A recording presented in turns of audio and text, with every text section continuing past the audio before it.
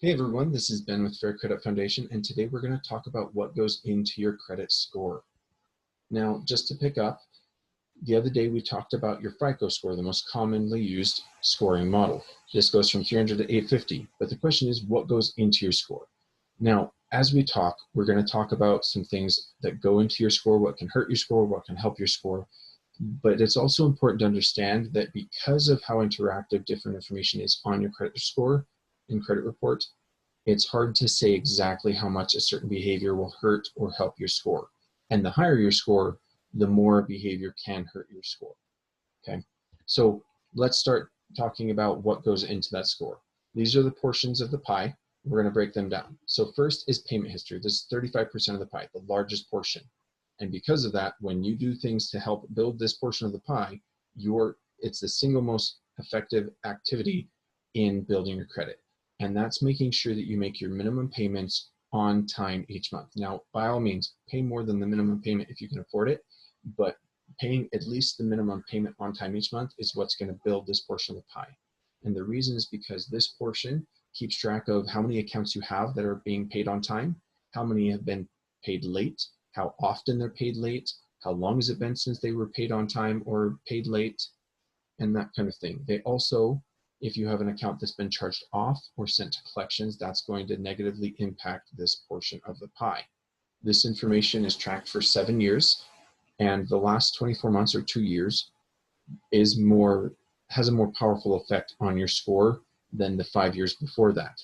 Okay, so a missed account or a missed payment 5 years ago is not going to hurt as much as a missed payment 3 months ago. So it's important to understand that when we're looking at this portion of our credits. The next portion is amounts owed. This is basically asking the question of how much debt do you have? Okay, so the idea of building this portion of the pie is paying down debt. As you pay down debt and lower the amount of debt that you have, you're going to be building your credit in this way, because lenders understand that the more debt someone has, the more likely it is that it's going to get out of control and that they're not going to be able to pay everything back. And so paying down the debt is the best thing you can do to build the credit on this portion of the pie. Okay. Now, one thing you can see on here is this 30% utilization ratio. This is referring to revolving lines of credit, such as your credit card, where the balance goes up and down as you use it and pay it off. So the idea is if you have a $1,000 credit limit, you want to keep your balance below 300 in order to help you build your credit, because keeping it below that 30% utilization ratio tells the creditor that you're able to manage it and you don't need to use every penny available to you. It just makes them feel more comfortable and secure in lending to you in the future. Length of credit history is 15% of the pie. And what goes into this portion is really the question of how do you handle debt over time? Okay, so how many accounts do you have that have been open for a long period of time? What's the average length of a loan? If you have an account that's been open for 20 years and is still open, then that's going to continue to help build your credit, because it's going to be increasing the average length of, loan history. Okay. It may not report the details more than 7 years, like we talked about in the payment, that 35% of the pie, but it will still show that it's been open for that long, and that helps build your credit.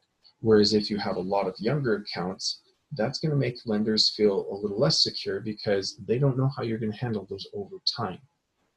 So having a longer, length of credit history, having accounts that are open longer, this is the way to build this portion of the pie, is making sure that you're not opening and closing accounts regularly, and that if possible, you're keeping them open for long periods of time.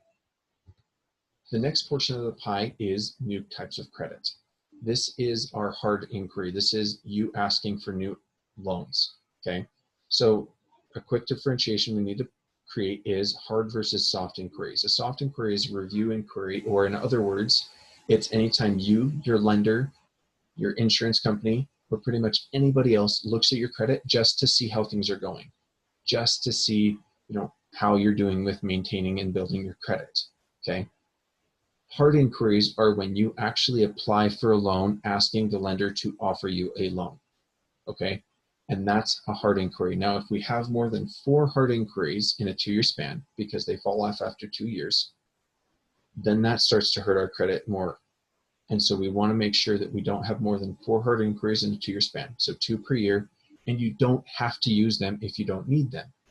It's just that when you start to apply for more loans on a regular basis and you have more than 4 hard inquiries in a 2-year span, it makes lenders start to feel like you're a little desperate for money, even if you're not. But that's why we wanted to make sure you knew, is so that you can help build your credit by avoiding applying for a bunch of loans. Okay? So don't just apply for a bunch of loans. Now, one thing to know with this is they understand that it's different when you're applying for a home loan or an auto loan. So if it's a home loan, you have a 2-week span. So from the first hard inquiry you get from applying for a mortgage loan to the last one, 2-week span. If they all fall within 2 weeks, they will be lumped together as one hard inquiry. If it's an auto loan, you have 1 week. Okay.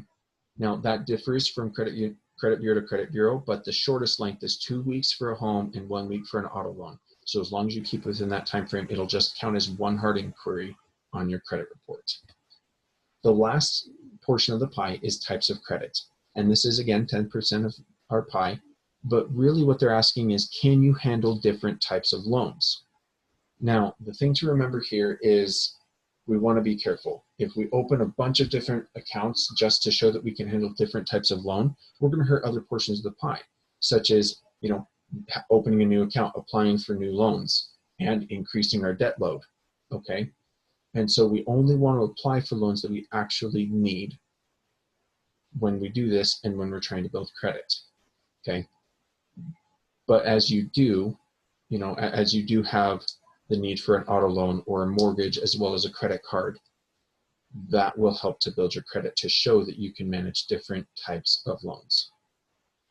Thank you guys. Have a great rest of your day, and we'll see you again tomorrow with another tip for understanding credit.